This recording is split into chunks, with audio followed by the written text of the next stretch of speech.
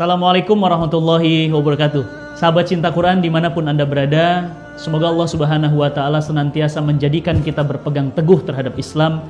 Dan sayang sekali, negeri Muslim terbesar di dunia, Indonesia, yang diharapkan justru menjadi role model, diharapkan menjadi percontohan dunia terhadap Islam, menjadi potret indah, potret emas terhadap Islam, justru menampakkan wajah yang sebaliknya.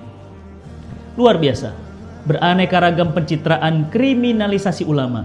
Ulama dituduh teroris, ulama dituduh penjahat, ulama dituduh sebagai koruptor, ulama dikriminalisasikan. Ini pencitraburuan terhadap ulama. Targetnya tentu jelas. Yang pertama, target pencitraburukan ulama adalah agar satu, umat Islam tidak lagi mempercayai para ulama-ulama mereka. Padahal al-alim, orang-orang yang berilmu inilah, dari lisan mereka lah, dari dada-dada mereka lah, keluar kalimat-kalimat Allah dan solusi-solusi Islam.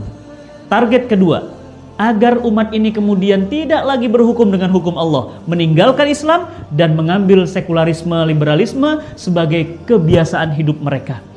Oleh karena itu, sahabat cinta Quran yang dirahmati Allah, target kriminalisasi ulama yang ketiga adalah apolitisasi. Sehingga ulama jangan masuk ke wilayah politik. Target mereka jelas, agar Islam adalah urusan ibadah, politik urusan selain Islam. Jadi terjadilah sekularisasi terhadap kehidupan kita sehari-hari. Tiga target ini jelas. Oleh karena itu, ulama adalah sosok yang amat sangat dimuliakan. Bahkan Allah Subhanahu wa Ta'ala berfirman, "Innallaha yakhshallahu min ibadillahil ulama." Sesungguhnya orang yang paling takut kepada Allah adalah para ulama. Jadi para ulama bukan sorbannya yang segede ban Vespa.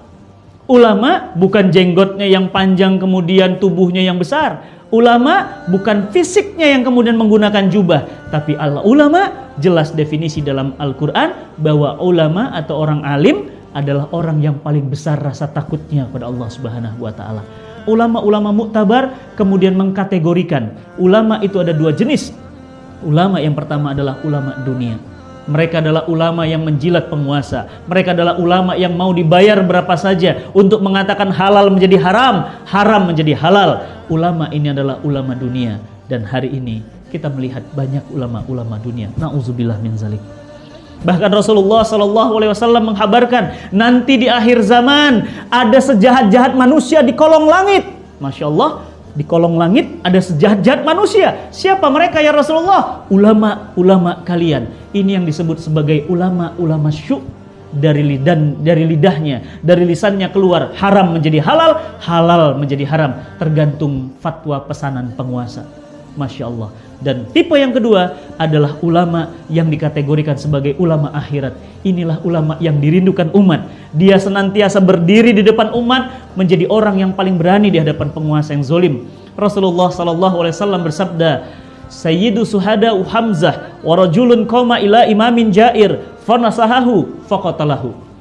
Penghulu para suhada adalah Hamzah bin Abdul Muttalib, dan orang yang berhadapan dengan penguasa zalim, lalu dia menasehati penguasa itu, lalu penguasa itu membunuhnya. Ini adalah ulama akhirat, berani mengatakan kalimat apapun meskipun berhadapan dengan kematian.